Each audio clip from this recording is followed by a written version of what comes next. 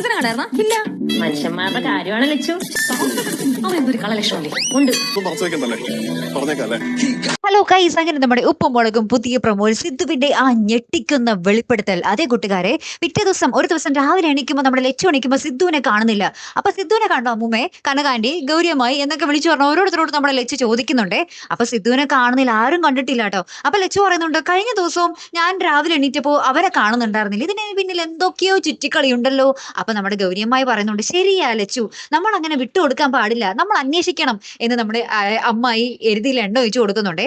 പിന്നെ നമ്മുടെ ലച്ചു ഇങ്ങനെ നോക്കുമ്പോൾ സിദ്ധു എന്തോ പരിങ്ങി കളിക്കുന്നുണ്ട്. സിദ്ധുവിനെ രാവിലെ വൈകി എവിടെന്നോ എഴുന്നേറ്റ് വരുന്നത് കാണാം. അപ്പൊ മൊത്തത്തിൽ സംശയം കേട്ടോ. അപ്പൊ നമ്മുടെ ലച്ചു ഇങ്ങനെ മൊത്തത്തിൽ പറയുന്നുണ്ട്, എന്തൊക്കെയോ കള്ളത്തരങ്ങളുണ്ടല്ലോ, പക്ഷെ ഇതെങ്ങനെ കണ്ടുപിടിക്കും എന്നൊക്കെ പറഞ്ഞ് ഇങ്ങനെ നടക്കുവാണേ. അപ്പൊ പിറ്റേ ദിവസം രാവിലെ എഴുതിക്കുമ്പോഴും സിദ്ധുവിനെ ഇതേപോലെ കാണുന്നില്ല. അപ്പൊ രാവിലെ മുറ്റടിക്കുന്നുണ്ടാവും കനകാന്റി. അപ്പൊ കനകാന്റിയോട് ചോദിക്കുന്നുണ്ട്, സിദ്ധു പോകുന്നത് കണ്ടോ എന്ന് ചോദിക്കുമ്പോൾ കനകാന്റിയും കണ്ടിട്ടില്ല. അപ്പൊ നോക്കുമ്പോ സിദ്ധു ഇതേപോലെ ദൂരേന്ന് നടന്നു വരിക.